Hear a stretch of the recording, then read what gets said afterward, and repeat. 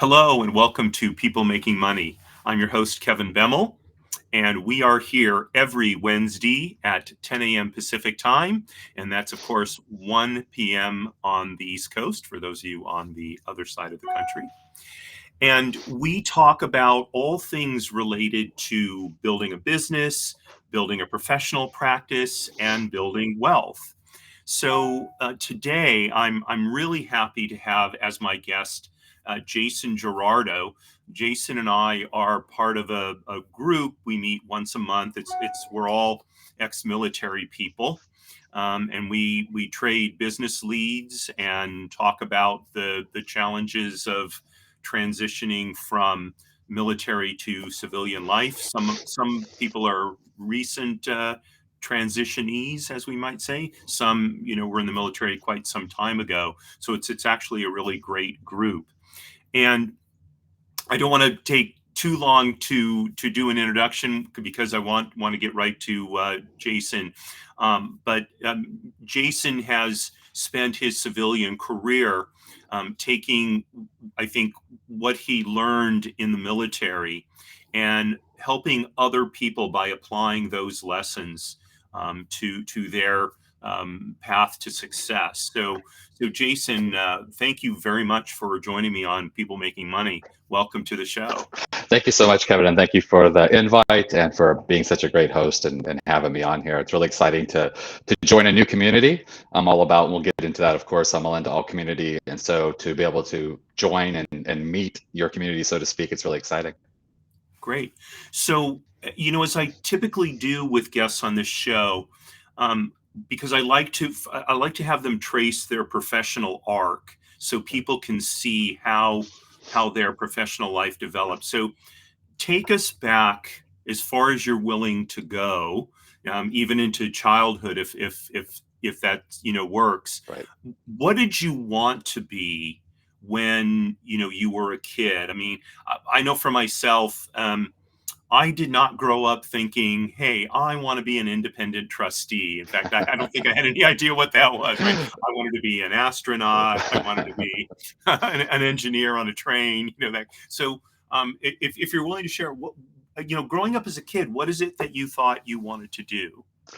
Thank you. And thank you for the question. And this is one that sometimes on other shows, I do other podcasts and other interviews and stuff. And I'm challenged because my story does begin in the beginning. My story does begin as a child, as a youngster. And sometimes I feel I'm a little apprehensive about going that far back for me to be succinct and for time's sake. But so thank you for that, the opportunity to share. And so I'm a healer.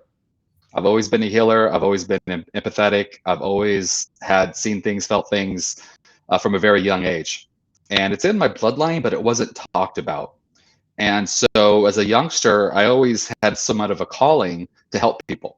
And whether that was, sitting with a friend, I was the friend that everyone came to for help as we got older and you started to socialize.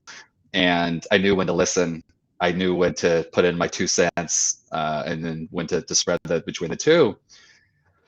But I think with a lot of us, I think the challenge is, and this is kind of what my journey has been, is that it's hard to find a mentor. It's hard to find someone that's going to say, yeah, you're going to do that, or let's recognize your talents, your abilities, and let you grow with that. Because, like you said, sometimes as kids, we have a great imagination, which we should never stop having a great imagination. And we want to be astronauts and we want to do these amazing things. And, and those around us, the adults, so to speak, in the room should be helping us with that. Now, for me, that was just my calling. It's who I was. And we'll get into it later about how that became a career, because that was always a challenge for me as well. That question about, well, this is just my calling, it's what I do, and I help people. But beyond that, just to kind of talk a little bit, I always loved knowledge. I've always have a thirst for knowledge and always been excited. And I was the kid that would go to the library during recess. I mean, I like to play, and I played all the sports, and I'm very physical. But I remember maybe third grade going to the library and looking at art books and other books. And oddly enough, I found law. And for some reason, at a very young age, law spoke to me to the point where, and this is even, I even look back and go, you're a weird kid, Jason, that I used to take out law books and read case studies for what that's worth and for what I actually understood of it. But I was excited about that for a couple of years, and I really, influencing people, communication. There's a lot of aspects to trial law that just spoke to me, and being a speaker and a trainer, that's just been inherent in who I am my whole life. And so that was the only career that I really remember wanting as a youngster was looking at the law for a while and reading law books and being excited about that. And other than that, I just kind of was like, let's see what shows up. About how old were you when you were reading law books and such? Around between 8 and 10. Okay, Remember so those really years. young. Yeah. Yeah, yeah, that's interesting. I want to go back to something you said right at the beginning, which is you said um, being a person who helps was is in your bloodline. Kind of, would you mind expanding on that? And what do you mean by that? So that's one that I really want to honor, and I really don't want to disrespect people that are out there that. So my family is Chiricahua Apache. My great Okay. grandmother was actually born on the reservation in New Mexico. Well, she was born in the New Mexico area, born in that area, and this is 1871. My family had children really late. So my great grandmother had kids when she was in her 30s, and then my grandpa had kids in his 30s, and then my dad had me when he was, I think, 34. So so my Mhm. line is not that far back, I mean, it is actually that far back. It goes there. So my great grandmother was a medicine woman, but she was into herbs. And I was saying where, we don't get mentored, that the most that I would get as a kid is, I remember at times my dad would say, he reminds me of grandma. Mm. Oh, that's like grandma. And then as I got older, I would hear some of the stories, and this is a whole nother show to talking about, about race and about how that shows up. But so that's where my lineage goes to, is my great grandmother was a medicine woman. She was into herbs, which is not my calling. Plant spirit is not my calling, but Uh-huh. but it was there. And my family's very intuitive. My family on my dad's side were Native American, Spanish, and Mexican, Okay. and very attached to those roots. And so I say that, I am of that culture, but I'm not from that culture. I didn't grow up in it because my grandmother passed away in 1960, and I was born in 71. So she wasn't around. I wasn't around her, but through my father. And my dad has the same thing. My dad he has the same stuff, but once again, how we, and not to talk about his journey, but same thing. He grew up on a ranch. He was born in 1938. Grew up on a ranch. You just do what you do. You do your chores. You do your work. Right. Let's not talk about that stuff. It just shows up. And so I'm blessed now that later on in life, 4 years ago, I moved closer to my dad, and I get to spend a lot of time with him now. And we get to talk stories, and we get to tell, he tells me about, oh, I have, the seven spirits that stay with him and that he has dreams about and that they talk to him. And so these are things that are being exposed to me later on in life. But early in life, I was aware to an extent of it, but not enough to really be like, oh, this is, as a kid, what do you know about calling? You know? Right. Right. Oh, so you're going through school. By the way, I can relate to being in the library in recess. 'Cause when I was in sixth grade, the school I went to had this great library, and especially when it rained, it was the best place to be. In Yeah. the whole school, I just pouring through books. So really, really resonates. So as you're going through school, you get through high school. Okay, and now it's kind of time, what are you going to do? So what, once you graduated high school, what was the decision tree at that point? So that's an interesting piece to my puzzle, because as we were talking about going on the show, and just as I reflect on my past, I think about these things.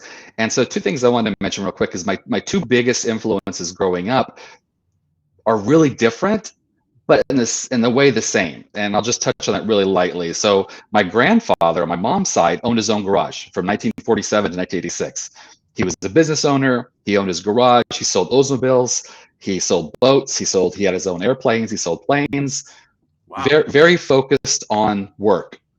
But Hmm. he was born in, I think, 1913 actually, on that side. And that's a different generation. And so you worked hard, you grounded out, and Gramps would come home and have his Jack Daniels cocktail and just relax and sit on the chair. And so I saw that. So that was my vision of owning your own business. You work really hard, you sacrifice a lot, and you do that. But he was happy. He loved working on cars. He loved, we call it busting knuckles. He loved working on cars and doing that. And so I picked that up as well. My brother actually became a mechanic before he became a firefighter. Me, it wasn't that much. This comes into play at the middle of that story. I'll pause that for a second. And my other one was my dad. And share a little bit about my dad. But my dad grew up on the ranch, went in the Marine Corps, got out, and just he worked as a cattleman. Did out here in Central California, and just kind of just worked.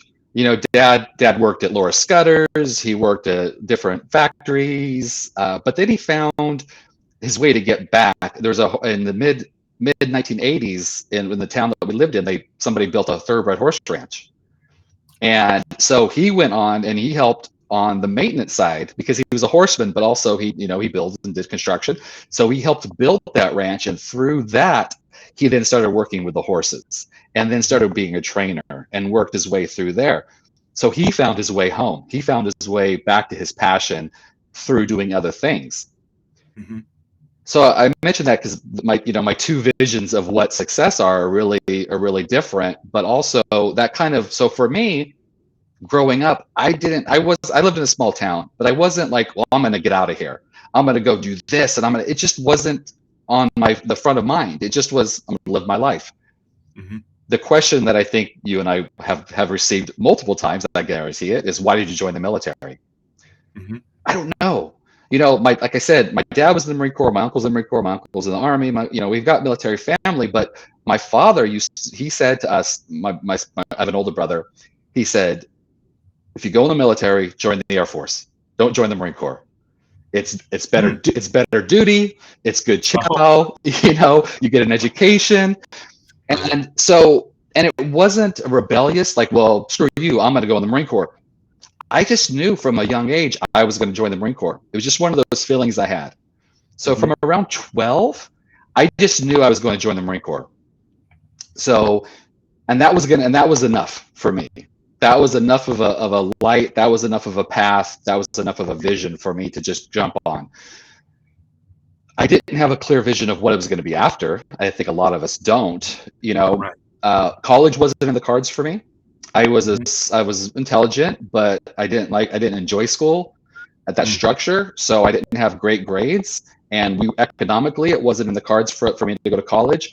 So as I got closer, I graduated when I was 17. I'm a youngster.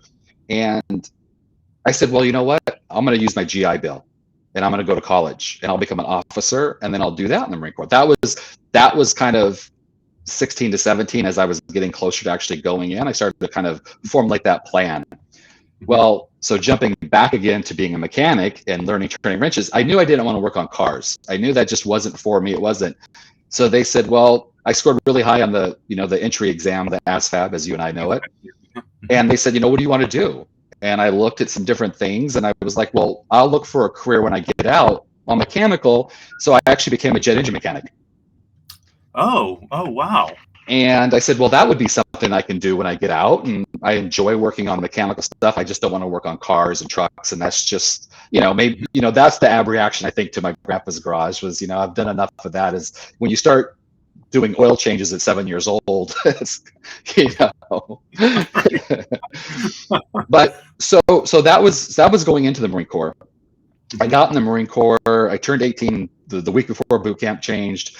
I graduated rather. And within a year, I had gone through all my schooling, and I was in the desert because Desert Storm came up. I got to my duty station like August 2nd, and I deployed August 20th. Wow. And then I was over there for, I think, 8 or 9 months, that journey. During that time, it was eye-opening. I saw things, did things. And I was like, well, maybe this isn't for me. But also at the same time, I was putting the paperwork through for my college, to go through that program, the officers program, OCS.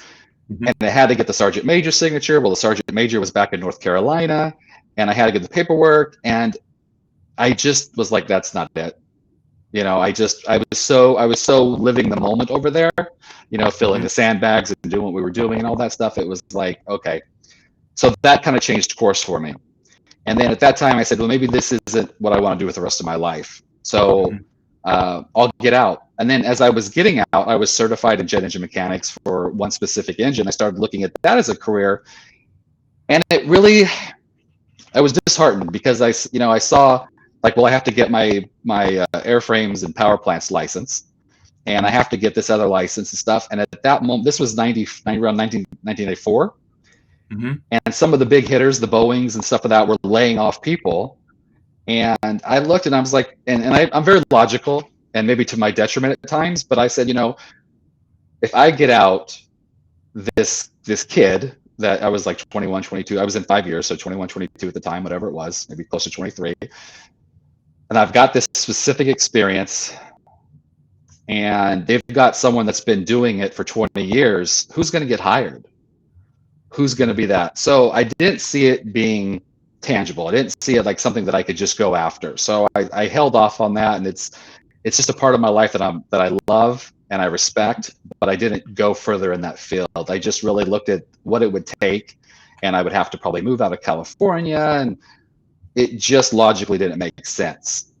So, oh, go ahead, Yeah, I just want to interject a question please. here. So, a couple of minutes ago, you mentioned that you grew up in a small town and you didn't have a desire to leave that town. And I think, unfortunately, a lot of times that would be interpreted as a lack of ambition or a lack of vision or something like that. And I don't get the sense that that is was the case with you. So Right. why did you um, decide to remain in a small town? And I think this is a by the way, I think this is a very crucial thing for people to think about right now, because this idea that we're gonna move to the big city and have this amazing life, I'm not sure that that really works anymore. And yet I think sometimes young people feel compelled to move to the big city. So I think this could potentially provide a very important insight for people. Yeah, and the interesting thing is this actually goes a different direction because what I and this goes into what I do now. And the first thing when I see a client one on one, I just had a new client start this week. The very last thing I say to them before we end our first session is, from now on, focus on what you do want and not on what you don't want. Because we could all write pages and pages about what we don't want in our lives, but then okay, so what do you want? Uh, that's where the catch is. Hmm. I've always been focused on what I do want. So when I say that I wasn't like, I have to get out of this town, it wasn't like I'm trapped. It wasn't like, oh, that's not here for me, because I did move and never went back. I did join the Marine Corps at 17. When I got out, I moved up to Northern California, close to where my dad was. My mom lived down that area still. We had moved earlier. But it wasn't so much for me like, well, this city's holding me back, or being here is keeping me from doing what I want to do. So that's why I know people that were like, I have to get out of here, and they would go to San Francisco, and on the weekends, which was only about an hour and a half from where I lived, and that wasn't me. So it wasn't so much about saying, well, I'm happy here because I like my town, but it was, I just knew that there was more for me out there and that I was going to find it. So it wasn't about, well, I have to leave this place to get to Hmm. what I want. It was, I'm going to have what I want, and whether that happens. So I wasn't, so to clarify, I wasn't like happy and I'm just going to stay here. And because it's a farming community. So there Hmm. was economically, there was only so many options there and so much industry you could do. But it wasn't like, well, I hate this place and I have to get out of here. And oh my goodness, it just was, my vision was just, I saw a different path. I Hmm. knew I was destined for other things. I knew I was destined for, and I'll use the word because as a young person, it's safe to use. As you get older, people kind of look at it. But I knew I was destined for greatness. I knew I was destined for something bigger than where I was already at, Hmm. and I was going to find it. So I didn't necessarily have to leave the location because what's the title of the book? Wherever you go, there you are. Mhm. So I knew I had to change myself. I knew how to change in my internal to get the external that I wanted. Mhm. And so, how did you know that you were destined for greatness? To use your phrase, Right. and what is, because again, I think most people would say, oh, you think you're going to be, I don't know, president of the United States, right? Because Right. that's how they define greatness. Right. And what does that mean, from your perspective? I was destined for greatness. I knew there was bigger things on the horizon for me. And I couldn't put a pin in it like, oh, this is specifically what it is, and this is what I'm going to do, and I'm going to be the president of the United States, or so on and so forth. I just knew there was more for me than I could see in the town that I was in, Hmm. and where I currently was at in my mind. I knew that I had to expand my mind and expand my vision to be able to see what I could see. I had to turn that light on. Hmm. But I knew that once that light was on, the room was vast. That I knew that there was something out there for me that was bigger. And not to go too sideways with this, but my leanings are towards Buddhism, and being whole and center and complete inside, and being true to myself. That's greatness. Hmm. Greatness isn't an external thing where someone says, oh, well, that person has that job, he's great, because they always say that happiness is the greatest destination. If someone was to pass away and you said, oh, well, they were rich, well, someone could ask, well, were they happy? But if someone was to pass away and you go, oh yeah, he had a great life, he was really happy, you'd say, oh, that's great.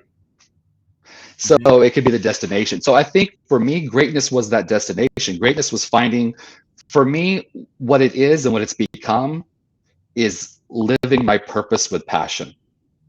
I couldn't articulate it back then, but truly that's what it is. And for me, it's helping people. That's Hmm. my greatness, is being able to help people change their lives. That's that ripple. That's Hmm. where I become greater than myself. So, okay, so now let's pick up your career path. You're out of the Marine Corps. You decide you're not going to continue in jet engine mechanics. So it sounds like there's another turning point there for you. So where do you go from there? So there's the catch, and this is the greatest part about the story, I think, because I think the challenge is changing our values. And this, not to go into the military side, because this is in our veterans group, but as you know, as a veteran, when you get out of the military, you look around, you're like, well, wait a minute, because you just came from a whole and complete world. It's, Hmm. the military is encapsulated, and you could happily stay within that bubble and not have to go outside of it. It's self-contained. But Yes. then you get out in the we'll call it the real world, or the civilian world, as we would have said, Hmm. and you're like, wow, and it's confusing, but it's Hmm. great because there's opportunities. Hmm. Here's the challenge, though, is that back in my day in 1994 when I got out, well, what should I do when I get out? Well, there's a book at the library called "What Color's Your Parachute." Maybe you could check it out and read it. That was our transition back in the day, and for the old timers it's even worse than that. It's like, get out of here. Here's your paperwork, get off base, we'll escort you off base. Right. And so it wasn't a transition, so I got out. And then I think that's the biggest challenge in life, is that if we don't have a mentor, or we don't have a vision or a guide, it's easy to get lost in the mix. Hmm. So I always tell the story. I said, well, I got out of the military, and I was like, well, okay, what do you do as an adult? Well, I guess you get a job. You have to get a job. Right. And I guess you get a place to live, and you get in a relationship. And my girlfriend at the time, is now my wife, came back with me. Her dad was a retired Marine, and she was actually visiting her mom in the town that I was living in, North Carolina. And we started dating about 6 months before I got out. And she said, yeah, let's do it. And she came back with me to California. But Wow. what do? You're young, and you just like, you figure these things out, because there's not someone that's helping you or guiding you for the most part, for my experience. But I think that's a challenge for a lot of us, is Mhm. that it's just like, well, here, go be an adult. Right. So I said, well, what am I going to do? So I said, well, I have to get a job. I'm really fit. I just got out of the Marine Corps. I have a lot of energy. I have this leadership abilities. I was a sergeant when I got out, leader of men, leader of troops, so to speak, or Marines. And I was like, I know I could find something. So I did a couple part-time like warehouse jobs and stuff just to make money. And then I started working. I was like, well, retail looks like something I could do. I don't have a college degree, but I can use my leadership. I see there's managers that don't have degrees, and I love working with people, so I can do that. So I got into retail, and I did a good job. And someone recognized that and said, "Hey, you do a good job. Do you want to be a manager?" And I became a third key, a fourth, a floor manager, so to speak, the entry level. And I did that, and I said, "Okay." And they said, "Oh, you're doing a good job. Do you want to be an assistant manager?" Okay. Well, you're doing good at that. Do you want to move to this other city and help us run this other store? Okay. And it just went from there. So I ended up being in retail leadership for 26 years. Oh, Just yeah, just doing what I did because I found enough. And this is part of this of my story for sure. And I see we got some time. I'm happy to get into it. yeah. It became, how do I honor who I truly am and make a living? Hmm. And if you've ever worked in retail or been around retail, which we all have, it's chaotic. That's a lot Hmm. of stress, and it takes a lot to do well at it. But you can do well at it. You just have to grind out. You have to work hard. And I said, Hmm. I can work hard. And then I went into HR. I went into the HR team. I was a trainer for like 6 years, as well as running stores. So I was able to make myself happy enough within that job scope. Hmm. But all along, I just had this calling. All along, I kept getting that tap on the shoulder saying, "You are not being true to yourself. You are not doing what you were put here to do. You need to do it." And one of those strongest fingers was my wife. She's been my biggest advocate, or not. She's been the biggest one in my corner my whole career, my whole life. To where I'd come home from a really bad day, and she'd say, "How many more signs do you need from the universe to know that you're not where you're supposed to be? That you have a much bigger plan for you, that you have other things you should be doing. You have these gifts and you're not using them." And we find these excuses. Well, I won't make money at it. I shouldn't make money at it. I don't know what to do. I don't, once again, not having a mentor, not having a guide, not being able to see that picture, I was scared. And I said, well, I'm doing this retail thing. I'm making decent money. We're living, we were living in the Bay, well, Southern California, then we moved up back to the Bay Area. Hmm. And it was enough. It was just enough to keep me in the game. And to be very open and honest here, I just recently went back to where we used to live. I love the area, and I go to Half Moon Bay. There's a beach town that's just an amazing spot. And I was walking, and this is maybe too much, but I'm just going to share it. I was walking downtown, and I was thinking, just having a conversation with myself, as we're apt to do. And I was thinking, like, what were you doing when you were here? And my response was, "You were waiting." And I'm like, waiting for what? I was waiting for something that wasn't going to show up. It was something that I had to go get, but I wasn't at the point where I was ready to go get it. And Hmm. so I became stagnant and really unhappy. I was unhappy because I wasn't going after anything. I wasn't answering my call. I was just existing. I was just doing enough within my career. I had a semantics, but I had a job, not a career, in Hmm. my vision. So being in and you happen to have been in retail, I think it would be reasonable to say that if you'd been in food or if you'd been in manufacturing, I'm not so sure that the industry one is in is necessarily as relevant. But within retail, which was your industry, what what was kind of the state of the other people that you worked with, and how did that impact where you found yourself that afternoon walking walking in the sort of the streets of, this town outside of Half Moon Bay. Yeah, that's a great point. I usually try to work that in because it's so true, because it speaks to how I was able to exist within that world. Because in retail, you have a lot of young people. Mm-hmm. You have they're just starting their lives out. They're just getting out of high school. They're just starting college. I worked with a ton of college because some of my best friends were going to college and we met working together. Um, People that are unsure of what they want to do in their lives. Mm-hmm. People that are just like me, they said, well, I could do this and make money and I don't have to have a degree. I could actually slip in and I could cashier and I could process freight and there's a lot of jobs that I can do. Mm-hmm.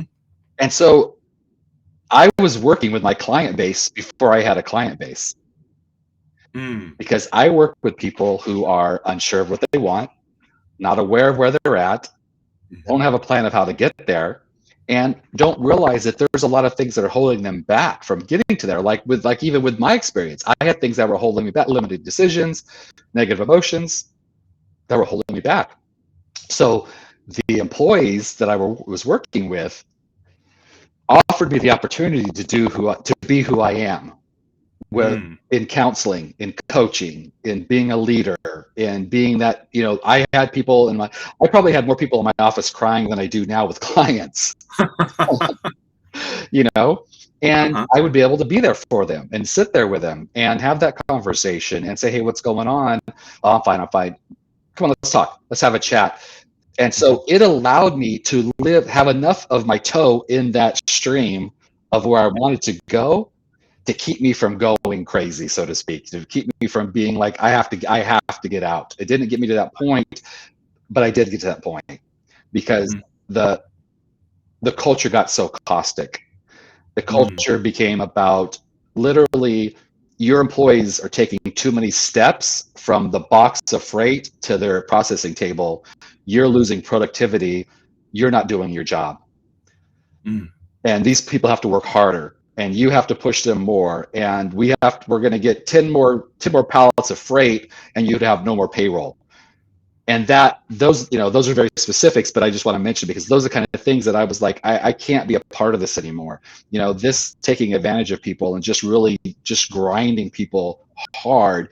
And these people were, that's a lot of years. And I saw the economy come and go. And I saw the economy where people just needed a job and had to work, and they were like, I'm okay with it. And I saw the economy where there was plenty of jobs out there paying what we paid, and they said, I'm out of here because I'm not getting the respect I need. I'm not getting, the return that I need, and I'm leaving. So I was able to see that, and it just all fed onto my education. Seeing Mm-hmm. people, seeing what motivated them, seeing how to motivate them, seeing how I could support them. So it was a perfect play. Besides doing what I actually do and what I love and what I'm doing now, Mm-hmm. it allowed me to practice within that system. So 26 years working in retail, and you're kind of getting enough um, satisfaction that you kind of bump along Right. for a while, but it's getting ever more difficult. What what was what was the event, or what caused you to take that step outside of this? I don't know. Was it a cocoon of retail, and you know go out and and establish your practice?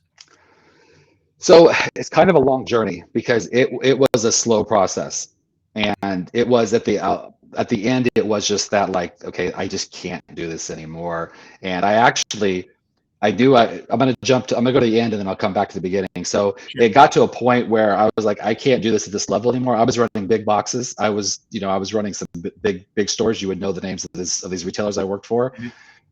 And I knew that I needed to separate myself, but I had to wean myself off of it. So, like I said, I'm going to jump to the beginning, but I was working part-time in my business at this time. And I was seeing Oh. clients. I was seeing clients on Tuesdays. I had an office share and I was seeing clients on Tuesdays. But I said, you know what? I don't see the opportunity to totally pull back and go 100% on my own. Mm. Financially, there was a lot of barriers for me personally, Mhm. but I said I could step back And so I went from running big box stores with anywhere, from 60 to 200 employees to running boxes that had 13 employees. Mm. So I kind of I was tapering off, and I went to pet retail. I went to something that just was fun. It was enjoyable. It kept paying the bills. It allowed me to get my head straight. But let me jump back, because I've been processing this for a long time. And my calling has been calling me and shouting pretty loudly for a lot of years. And I shared, jokingly about my wife, but seriously, how she said, what's it going to take for you to realize you're not doing what you want to do? Mhm. It took about 20 years for me to finally take that step, unfortunately.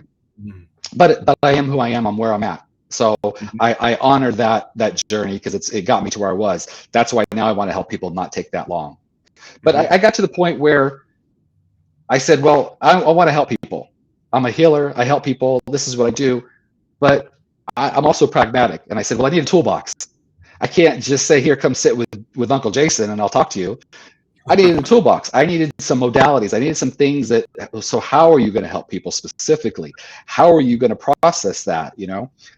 So I looked around at a lot of different things, started reading a lot of books, started just learning about different modalities. And I came across NLP, neuro linguistic programming. Mhm. And it really spoke to me because, I say what I do is an art and a science. And NLP truly to me is the art and a science.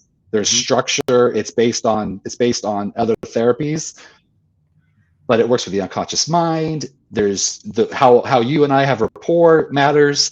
Mhm. So there's a lot of nuance to it. Right. So I started studying that. It was an action. I took an action. I said, I'm going to start studying this. Mhm. That was that. And as soon as I did that, I felt better about my situation, because I was taking action. Mhm. Mhm. And then, so a few years down the road, I studied a while. I took an online course, got a little tiny certification. And in 2010, I got my practitioner. I had to study, like, I don't know, 600 hours or something online. And then I went for 7 days straight in Henderson, Nevada, outside of Las Vegas. And I got my practitioner certification. And at the Mhm. time, I said, okay, you got it. And I didn't see clients. Mhm. And still those blockages were in my way.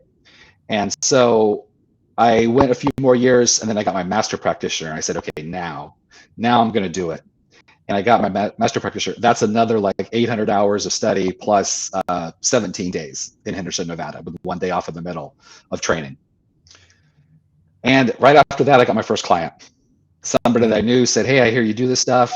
I'd love to work with you. He was starting off. He had one business. He was looking at opening a second business. He actually was just getting married, and he wanted some support. Mhm. And we worked together. He opened a second and then a third business. Had his kids. He did amazing things, and I'm just happy to have been there with him along that journey. Mhm. And then I started seeing clients part time. I got an office share. I started building websites, started doing stuff like that, and then financially, honestly, I think for a lot of folks, it's that financial part. It's that, oh, but what's going to happen if? Mhm. And we got to a spot where we moved from the Bay Area to closer to my family. We live I told you I was born in a small town. When I was born, it was 20,000 people. The town I live in now is like 7,300 people. Wow. It's a tiny, but it's community. It's Mhm. it's my heart. I love these people. I live 20 minutes. I just was in actually Davis. I live 20 minutes away from Davis, where's UC Davis. It's Oh, a okay. huge college town. I actually grew Yeah, up there. sure. I grew up Mhm. there for a few years. I actually lived in Davis. My brother graduated high school there. So I'm by close cities. I'm an hour out of the city, out of San Francisco. But we Mhm. moved here. Finances changed. We got a different house. I have a home office now, and I then went out full time in 2021 and said, I'm gonna make this happen. And I stepped out into my own career. So I want to shift gears on you just a little bit because you've mentioned your wife several times. She's obviously an integral part of your story and your path. Um, how how did your journey, I'll call it, the increasing dissatisfaction, her cheerleading you, and yet you it sounds like not necessarily, taking action perhaps on this, in the way that she would see you doing it. How did that impact your marriage? If you're willing to discuss that, and by the way, you can just say, I'm going to decline to answer this question because I realize it's very personal. But for people who are married, I think sometimes they get tied up in that issue, and it is a daunting one. And not meaning to sound chauvinistic, but I think men in particular, we put a very high value on our marriages. In a way, I was reading some things recently that women don't, or in a different way than women do. And so I'm curious, what was that dynamic like, if you're willing to share that. I am, and I'll actually go deeper than you're asking because Okay. it's pertinent to the conversation, and it's a sad story that becomes happy. So I mentioned that my wife, I met her when I was just getting out of the Marine Corps. She didn't know I was in the Marines. I was in the Air Wing. My hair was growing out. My hair was just a little bit longer, or a little bit shorter than it is now. Believe it or not, I didn't have the beard, but she didn't know I was in the Marine Corps. But we were together. She moved back with me. She had just turned 21. I was getting close. I was 22-ish, close to 23 at the time. Just young. And part of all this whole story is what? Didn't know what I wanted, didn't know what I was supposed to do. We moved back to California. We were both trying to figure out our lives. We were both trying to figure out what to do. Part of that is what? Well, you get married. So we've been together about 2 years, and I asked her to marry me. That's a funny story in and of itself. But anyway, so we got married, small ceremony with just our families. And we were together, and we were both trying to figure our lives out. And I was not happy because I was just working, but talking about values, my values growing up was you have to work hard to make a difference. You work hard, you work hard, you work hard, family is second. That's my grandfather's influence. Okay. And that's what I was doing. I would get up some mornings, I had to leave the house at 4:30. Sometimes I wouldn't get home until 11 o'clock at night. And that's just what I had to do. And because my values were work, value, or give value to the world, make money. And she was, she wanted to have fun and party and be a person and that. So we actually got divorced. Oh. We actually and she was brave enough to say, this isn't working. We're both on our different journeys, and we're not on the same journey together. My words, but that's basically what it was. And so I was gutted. She was my actual heart. She is my heart. And so we ended up getting divorced and separating. And this was 1999, actually.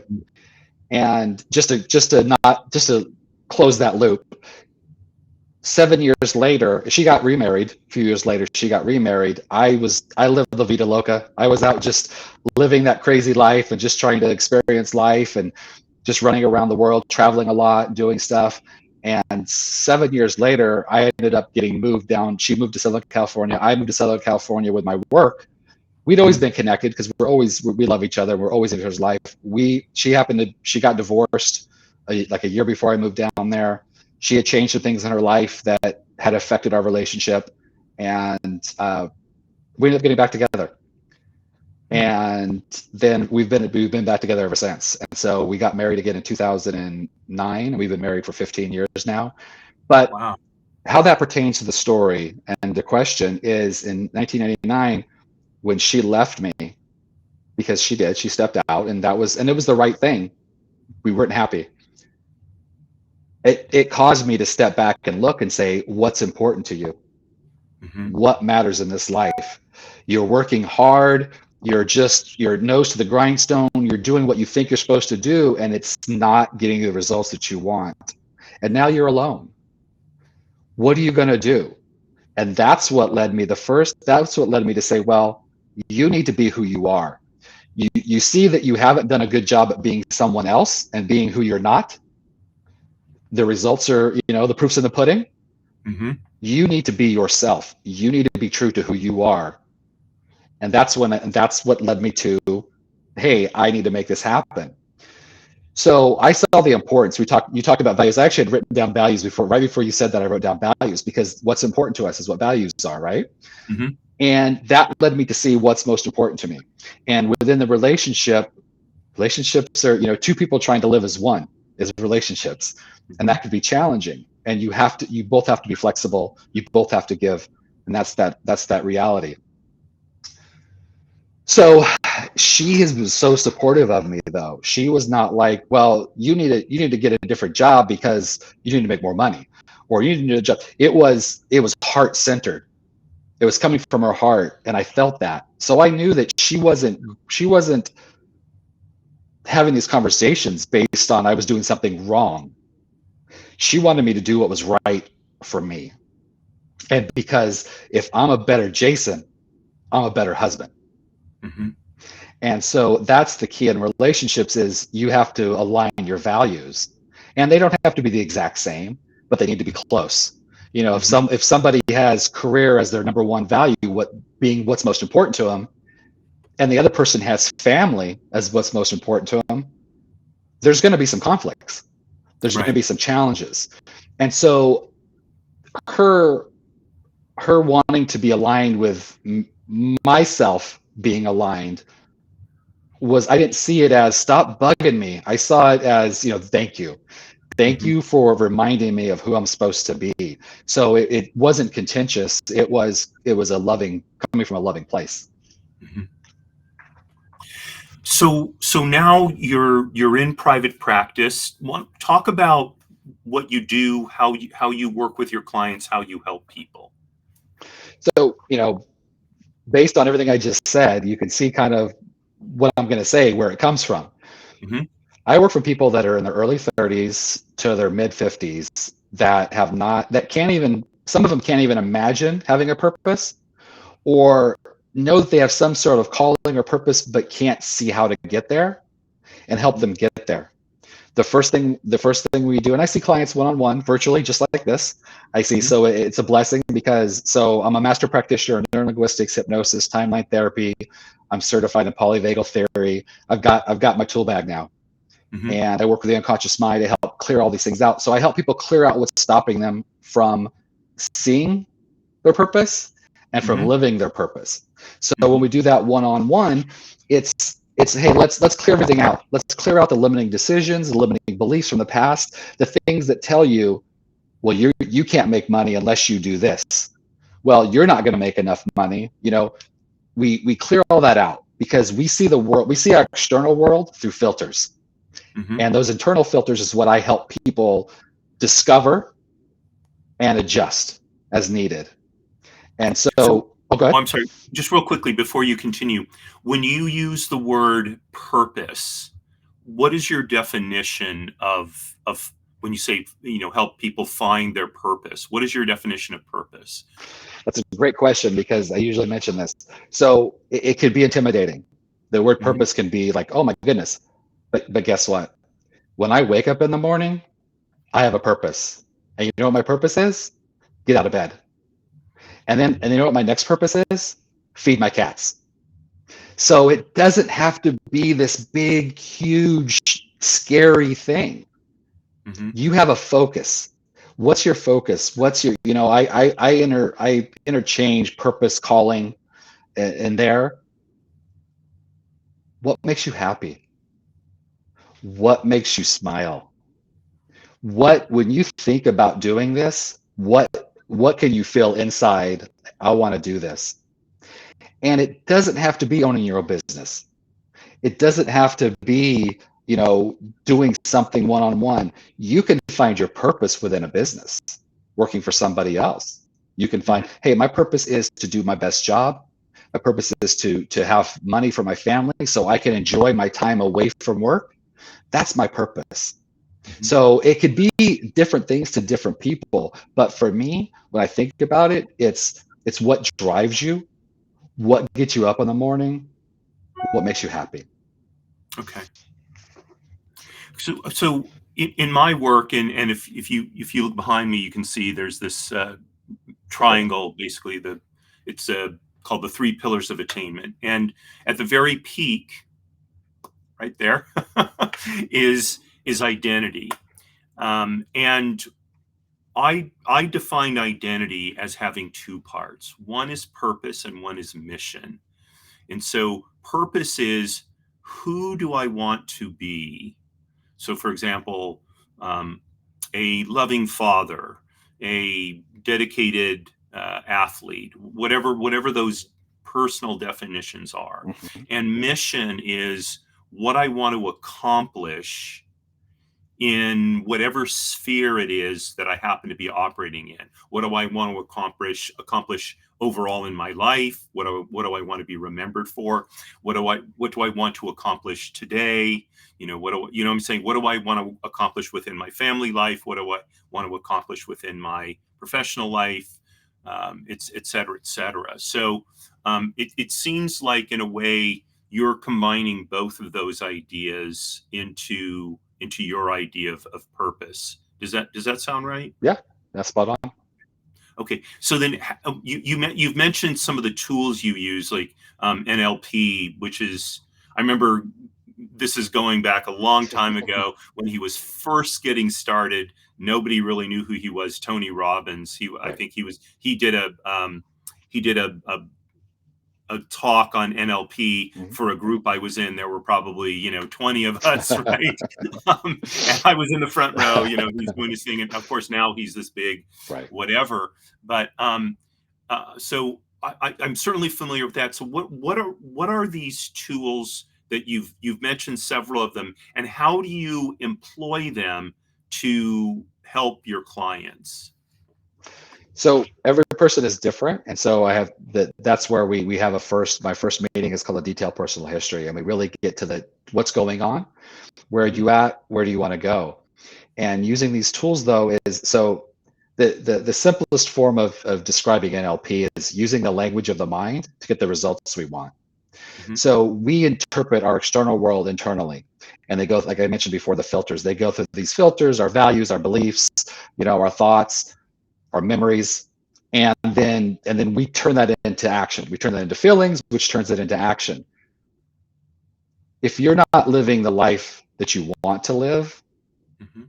in that area, there's a problem with either your filters or your strategies, how you're going about achieving what you want in those areas.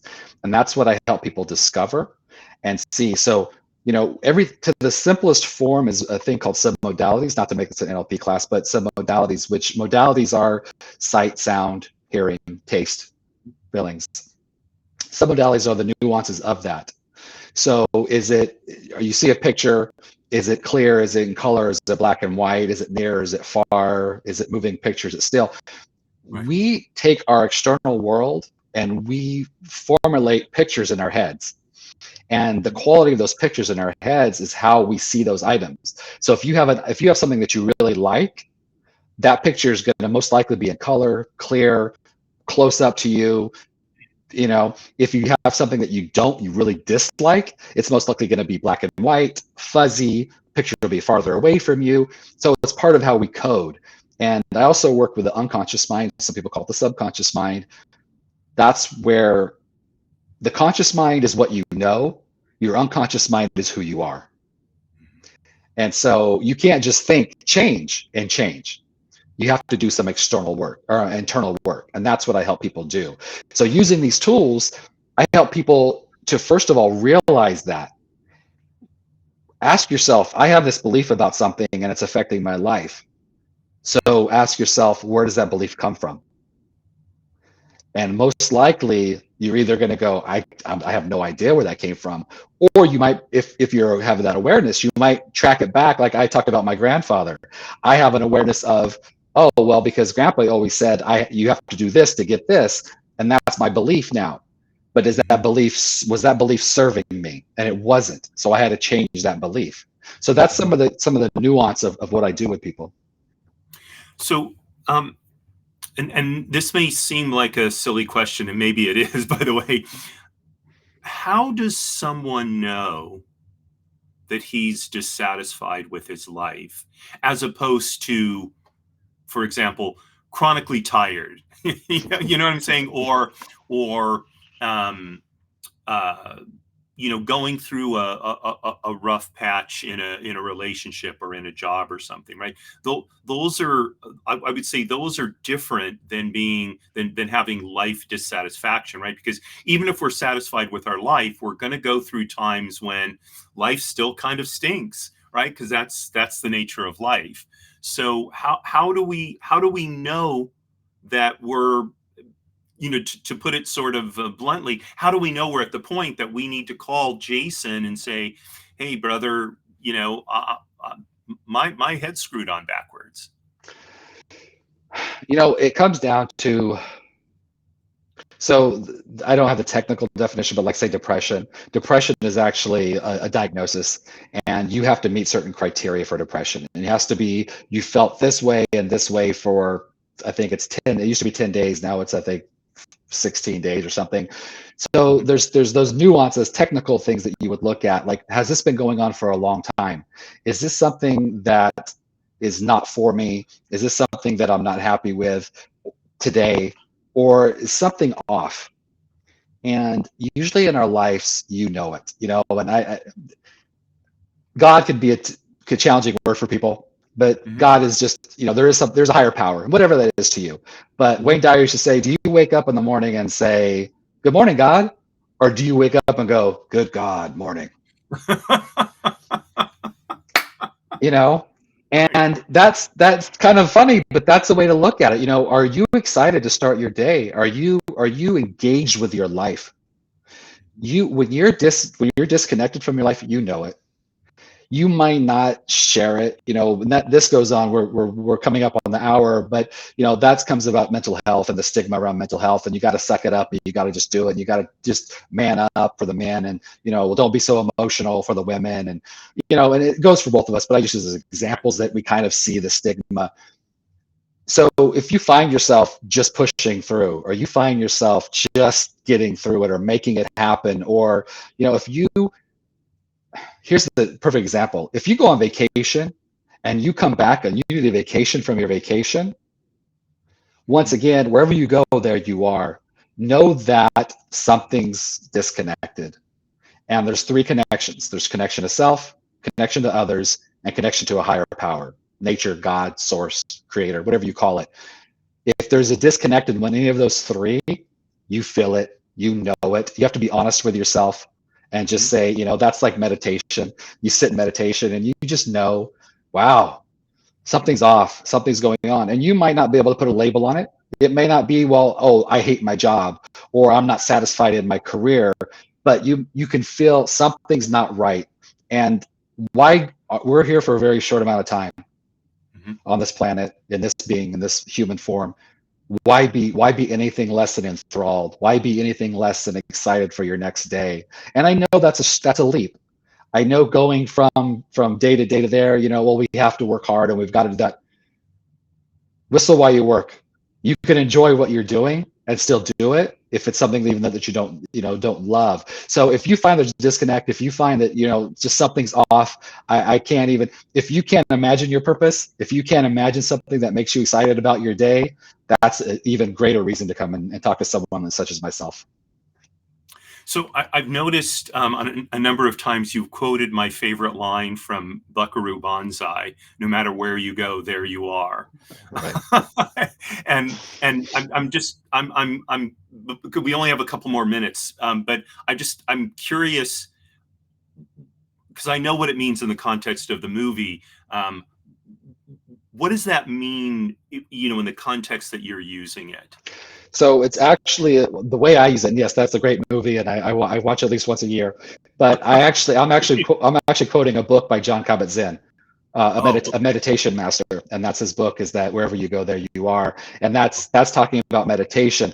Quick, I know we have like 30, 60 seconds. I'll try to tell a quick Wayne Dyer story. If we go a minute or too long, don't worry Okay. about it. And so Wayne says, he tells us he's passed away, but Wayne Dyer was an author and a speaker, and Mhm. he tells a story that one time he did a talk on live TV in New York.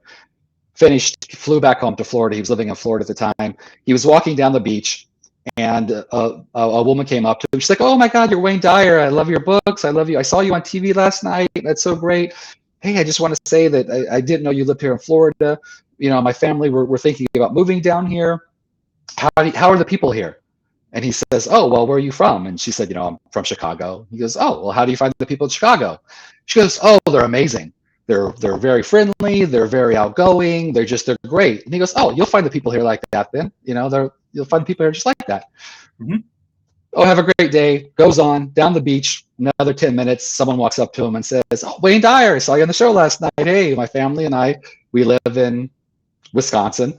We're thinking about moving here. And he goes, oh, great. Well, she's like, how are the people here? And he said, well, how are the people in Wisconsin? Oh, they're kind of offish and they stick to themselves and they're kind of cliquish and whatever. And he goes, oh, well, you'll find the people here just the same. So you bring that to your world. The saying is perception is projection. How you Mhm. see your world is how you are inside. So that's what that means. So when you're happy inside and you're at peace inside, your world is peaceful. Yeah. And I just share an experience I had last week. I was at an event for a friend of mine, and afterwards I ended up talking with the hostess and a couple of her friends for quite a long time. And we were talking about various places we'd been, Paris. I'd never been to London, but they'd been to London, New York, places. And I was observing to them that when I was in Paris, I found the people there to be very, very friendly. I said, I at the time I didn't know a whole lot of French, but Right. I used what French I had, and they would politely, correct me when I made a mistake, which I appreciated because Right. it helps me speak right. And as I thought about it, because I said essentially the same thing about being in New York and being right. It's like, and until you use that example, I didn't realize I look at pretty much every place, people are friendly. And maybe it's because I do my best, to be friendly to people, Right. right? And say hello as I'm, walking by someone or whatever, just, greet them with a pleasant countenance. That's sort of a Jewish philosophy. You should greet every person with a pleasant countenance, smile at them or whatever. So, Right. so that's such a great, I didn't think of that, um, um, that aspect of no matter where you go, there you are. But now that you've connected the two, that'll be a great thing to sort of hang in the back of my mind as Yeah. as I go through life. Well, Jason, we are out of time. I think we could, easily, as I find so often with my guests, we could spend easily another hour. Yeah. Definitely have to have you come back and, Yeah. delve more into what you're doing. But what I like so much is that you know you built a life and a successful life on your own terms, Right. and I think we so many people define success as being, I don't know, like I use Elon Musk just because I think he must be the most well-known guy in the world, right? Right. He's fabulously wealthy and all this kind of, and it's like, hopefully for Elon Musk, he looks at himself and he says, I'm successful. Right. Most of us are not going to be Elon Musk, for a lot of reasons, and that doesn't matter. What we need to be is, Jason Gerardo, Kevin Bemel, right? We need to be who we are, and I think the summation of what you've said the last hour is that is what you've done in your life, and that's what you help people do in their lives. And in this time when I think people are so dissatisfied with their lives and their relationships and all these kind of things, it seems to me a lot of that dissatisfaction starts in here, Yeah. and then it gets projected out. Oh, I'm dissatisfied. It must be my spouse, my children, my Yeah. coworkers, my whatever. So, Yeah. thank you so much for bringing that message, to the viewers today. I really appreciate that. Um, just before I wrap up the show, any kind of final thought? Find what makes you happy. Find what makes you happy and find a way to get there. And I'm not saying it's easy. I'm not saying it's overnight, but truly pick some area in your life and say, I want that area to be better. And just sit with yourself and say, how can I make that better? And just take that first step. That's how we do it. We take that first step. Great. So after the show posts, I'll put your contact information in the show notes. So Okay. if you know, a viewer would like to get in touch with you, they'll be able to. I'll put your website, email address, and you know whatever else you want in there, so that people can get in touch with you if they'd like to work with you. So I'm going to have you hang tight here while I wrap up the show, and then we can talk offline for a minute. All right. So folks, thank you so much for watching today. I really appreciate you joining us. Um, I promised you a heck of a show with Jason, and you can see that in his quiet, very centered way, Jason really delivered. So I can't encourage you enough. If to you know this is I do this, I say this once in a while. This is an episode I would encourage you to watch again and listen and really absorb Jason's story, and really the wisdom that he offers. I know I found myself several times going, gosh, you know, he's articulating something that I've felt in here that maybe I couldn't quite formulate into words, and it's a very powerful skill to be able to help people do that, because being able to put some intentionality behind what's inside of us can help us overcome those hurdles that Jason was talking about. So, coming up tomorrow at 5 p.m. Pacific time is my show Jiggers' Place. Right, this is our chance every other week to have a cocktail, sit back, relax, talk about all those things that are not related to our businesses and professions. My topic for tomorrow afternoon is the Maltese Falcon. Which is the better version, the book or the movie? Right, and I you know, I'm not going to tell you where I come down, but I can tell you that I like Buckaroo Banzai, which I also watch about once a year. I probably watch the Maltese Falcon at least once or twice a year, and read the book at least once or twice a year. So, you know, tune in to find out what's this all about. But beyond that, there's a deeper issue here, right? Which resonates with us. You know, a book maybe that's up here, a movie that's more out here. So join me for a cocktail tomorrow at 5 p.m. Pacific time at Jiggers' Place. And then next week at 10 a.m. Monday is my show Trusts and Estates Weekly. And then on Tuesday at 10 a.m. is Business Lessons from the Military. And then a week from today, we'll be back for the next edition of People Making Money.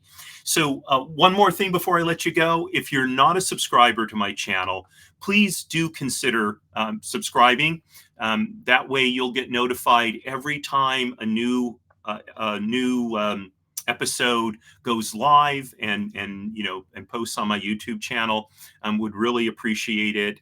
You know, and having you as you know, a regular viewer of the show, and maybe even a fan. Of course, I always appreciate comments, criticisms, and all of that. Feel free to post those in you know, in various social media. All of those links will be in the show notes as well. So before signing off, again, Jason, thank you so much for joining me today. Great conversation. And you know, again, we're going to have to schedule you to come back, and we'll have another conversation. And so then thank you again for joining us. And just signing off as I always do, Marie, darling, you are my belle. Courage at all times, my friends.